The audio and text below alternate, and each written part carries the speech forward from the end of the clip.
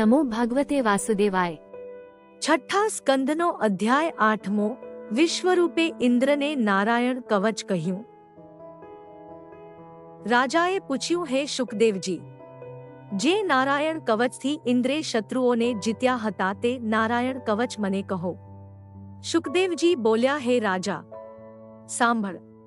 કોઈ ભયનો સમય આવે ત્યારે પવિત્ર થઈને ઉત્તર દિશામાં મુખ રાખીને નારાયણ કવચનો પાઠ કરવો। ઓમ નમો નારાયણાય આ 8 અક્ષરનો મંત્ર છે। તેનો અંગન્યાસ કરીને પરમાત્માનું ધ્યાન કરીને નીચે પ્રમાણે નારાયણ કવચનો જપ કરવો। ગરુડની પીઠ ઉપર પગ મૂકનારા 8 બાહુવાળા શ્રીહરિ સર્વ પ્રકારે મારી રક્ષા કરો। મછાવતાર ભગવાન વરુણના પાશથી મારી રક્ષા કરો। વામનજી સ્થળમાં રક્ષા કરો। નૃસિંહ ભગવાન વનમાં, વરાહ ભગવાન માર્ગમાં, પરશુરામ શિખરો ઉપર મારી રક્ષા કરો। રામ લક્ષ્મણ પ્રવાસમાં, નારાયણ ભગવાન પ્રમાદથી રક્ષા કરો। કપિલદેવ અયોગ્ય વિક્રયાથી અને કર્મના બંધનથી, સનતકુમારો કામદેવથી રક્ષા કરો।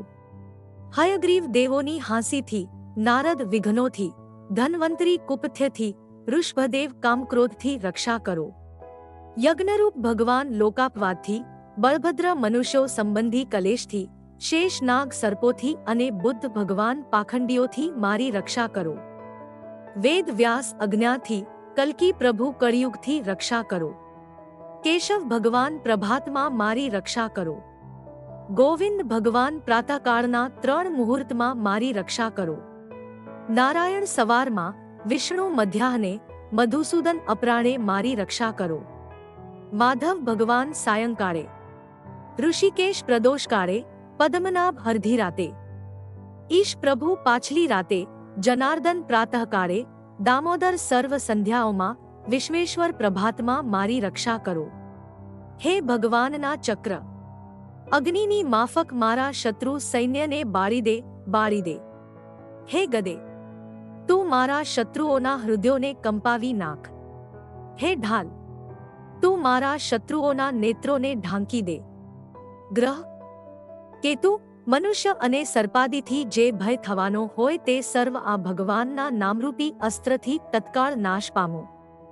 ગરુડ સર્વ દુઃખોથી રક્ષા કરો। ભગવાનના પાર્ષદો મારા બુદ્ધિ, ઇન્દ્રિયો, મન અને પ્રાણોની રક્ષા કરો।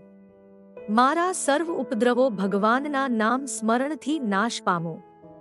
દિશાઓમાં, ઉપર, નીચે, ચોતરફ, અંદર અને બહારથી નૃસિંહ ભગવાન મારી રક્ષા કરો। હે ઇન્દ્ર, મેં તને આ નારાયણ કવચ કહ્યું। આનો જપ કરવાથી તું દૈત્ય સેનાપતિઓને જીતી લઈશ। આ કવચોના જપ કરનારને કોઈ પ્રાણીથી ક્યારેય ભય થતો નથી। આ કવચનો પાઠ કરીને ઇન્દ્રે અસુરોને જીતીને ત્રિલોકીની લક્ષ્મી મેળવી હતી। છઠ્ઠા સ્કંદનો 8મો અધ્યાય સંપૂર્ણ।